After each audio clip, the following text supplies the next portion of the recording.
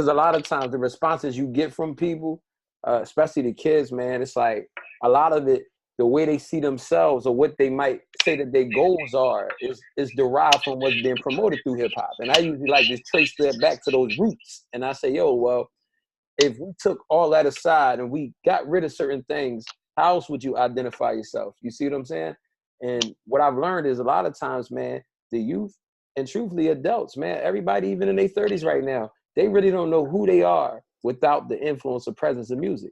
You know what I'm saying? And it's just like, that's a real thing out here. And it's like, folk really, really, really just don't know. Like, I ask people, why do you want what you want? You know what I mean? And it's like, they really can't even give you an answer for it. You know? Like, so like for me, I just try to make people think, you know what I mean? Before I even, you know what I mean, denounce the music, I just really try to help folks tap into like, you know, like, are you really thinking for yourself right now? Because like Selah said, man, a lot of times, man, these people aren't thinking for themselves.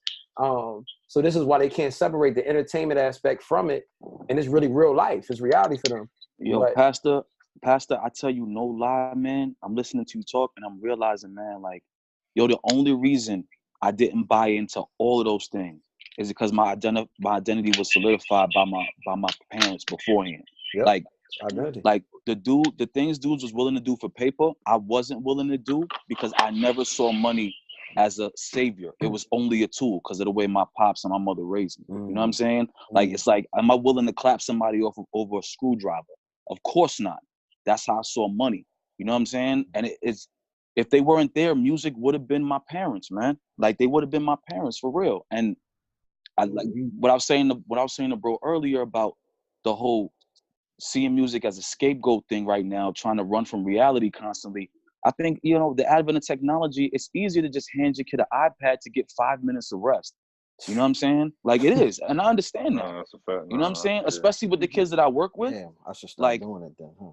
You know what I'm saying? But I got a 5-year-old Joe over here convicting me, man. I make him go watch YouTube quick. Like, yo, I got put him on the virtual reality I joint. understand, Put the goggles bro. on. I understand, this man. Is the difference though, and because I got to get ready to go. We about to do Bible study and everything. So I want to make this last statement based on what you said, man. This is a difference, and this is what I saw, man. When we were kids, like, you had to sneak to be able to find like all kind of debauchery on TV. Like, you had to stay up late night to watch B.E.T after dark, and like uncut. Yep. Yeah, all that. Yep. But like, y'all a little too connected right now, son. Y'all like word. Yo, I was doing that 3 a.m. B.E.T late night.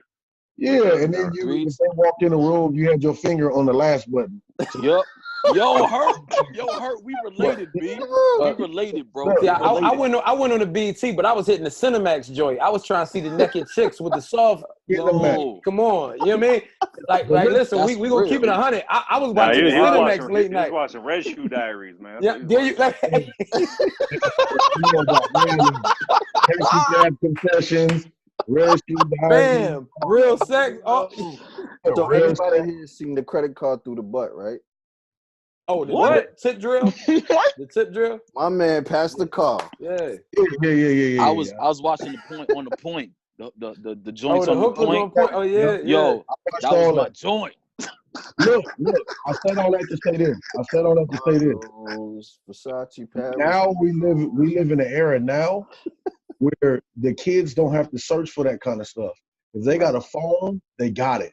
Yeah. Like, you had to have cable to even get that today. If you got a phone and some Wi-Fi, you got it, and it's real easy. And so these kids have access to an evil at an earlier age. Yeah. And so they're desensitized right now, and they know stuff that they shouldn't know, and that's why they're growing up a lot faster. And that's the difficulty when it comes to the like letting your kid go on YouTube or whatever, because PG-13. Like, I remember when Bart said the first cuss word on Fox. I remember when he said the B word. I was like, dang, Bart said the B word. Dang. Like, now PG-13 is sex. Like, Empire is PG-13 if I'm not mistaken. Yeah, you're right. You know what I'm saying? It's gay dudes, they having sex, simulated, all kind of stuff. Drugs, murder, like, you know what I mean? So like, so the bar has been lowered, and so our children are desensitized to evil. Evil has become normal. And so it just makes it more difficult to even be able to police what they watch, because if your mind is still 20 years ago from what the standards were, rated G, PG-13, NC-17, when you were a child, you behind, and you're allowing your children to be exposed to the devil's sermons all day unknowingly. You let your No, it's kids real. It's real hurt. My son's 11 years old, man. Like I've been dealing with for years with him. The exposure at school, the exposure of everything you saying. Little YouTube shows that creep up. They got some weird innuendos and perversion in it that they think is innocent. But then we watch it and it's just like, yo, don't you see this? He's like, what are you talking about? It's just whatever. I'm like, nah, it's not just whatever. Don't you see this? They like, desensitized to it, man. My oldest son, I got a 12-year-old. He just turned 12 last month, but my oldest is 15. You know, I was a teen parent, and it's like, you know, man, I had to have a sit down with, you know, some of the kids that's from his basketball team, and I had to talk to their parents. I seen text messages, these kids talking like they super gangsters. I talked to the parents. The parents like, yo, he never been in a fight before. Matter of fact, the only fight he been in, he got jumped. And I'm like, damn. And I'm like, yo, I'm looking, I'm like, yo, in this joint, he talking about how he'd drop everybody and do this and do that. And it's like, but again, that is embedded, like Kurt saying, like you saying, it's embedded in their culture, and they hear it. It's the lingo. It's the lingo in the music, lingo on the internet, lingo with everything else. And it's like, yo, these kids really take on this persona. And it's like, man, it's scary. It's wild, man. It's wild. That's why I'm for like. I gotta get out of here though, man. Gotta get out of here. Bless you. Salute, bro. Peace, Hurt. Good looks for joining. All right, Hurt. Salute, bro. Hey, yo, same here, fellas. Yo, it was a pleasure, man. Definitely a pleasure, bro. Say like, good talking to you, fam.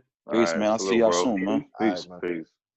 But like, yeah, that's why I'm an advocate for like how, like almost how Selah was brought up. Like with mine, I got 2 little girls. I don't shelter them from anything. You know what I'm saying? Like Josh, you've been in my crib. Like we play games, they be right in the same room with us with the violent games and all that.